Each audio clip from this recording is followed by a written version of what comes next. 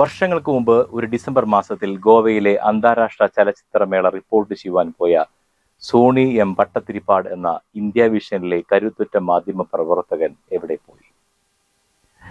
ഈ ചോദ്യത്തിന് മുന്നിൽ ഇന്നും കേരളത്തിന്റെ മനസാക്ഷി മരവിച്ചു നിൽക്കുകയാണ്.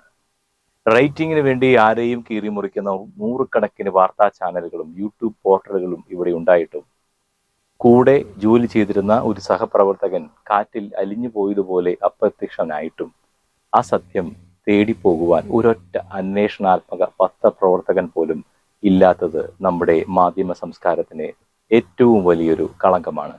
അതും ഇത്രയധികം വാർത്താ ചാനലുകൾ ഉള്ള കേരളത്തിൽ, മലയാളത്തിൽ. 2018 ക്രൈംബ്രാഞ്ച് അന്വേഷണം അവസാനിപ്പിച്ച ഈ ദുരൂഹത നീക്കുവാൻ ഇന്ന് അധികാരത്തിന്റെ കേന്ദ്ര ബിന്ദുക്കളായ മാധ്യമ പ്രവർത്തനത്തിൽ പരിചയവും തഴക്കവുമുള്ള വീണ ജോർജിനെ പോലെയുള്ള മന്ത്രിമാർക്കോ നികേഷ് കുമാറിനെ പോലെയുള്ള മാധ്യമ പ്രവർത്തകർക്കോ സാധിച്ചിട്ടില്ല എന്നത് ഖേദകരമാണ്. സത്യത്തിനും നീതിക്കും വേണ്ടി ശബ്ദിക്കേണ്ടവർ സ്വന്തം സഹപ്രവർത്തകന്റെ കാര്യത്തിൽ പുലർത്തുന്ന ഈ മൗനം അത്യന്തം ഗൗരവമുള്ളതാണ്.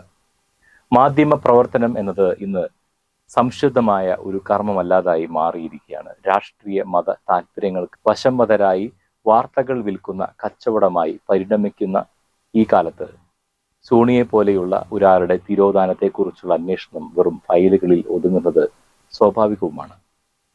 ചാനലുകൾ വിഭജനത്തിന്റെയും വെറുപ്പിന്റെയും മണ്ണൊരുക്കുമ്പോൾ സാധാരണക്കാരായ ജനങ്ങൾ വാർത്തകളെ അവഹേളിക്കുകയും എന്നാൽ അതേ വാർത്തകളുടെ പേരിൽ സോഷ്യൽ മീഡിയയിൽ പോർവിളികൾ നടത്തുകയും ചെയ്യുന്ന ഈ വൈരുദ്ധ്യങ്ങളുടെ കാലത്ത് സോണിയുടെ തിരോധാനം ഒരു വലിയ ചോദ്യചിഹ്നമായി അവശേഷിക്കുന്നു. ഏത് ഇരുളിലാണ് അദ്ദേഹം മറഞ്ഞിരിക്കുന്നത്? അല്ലെങ്കിൽ ആർക്കാണ് അദ്ദേഹം ഇല്ലാതാകേണ്ടിയിരുന്നത് എന്നതിനെ പറ്റിയുള്ള ആഴത്തിലുള്ള ഒരു അന്വേഷണം കാലം ആവശ്യപ്പെടുന്നുണ്ട്.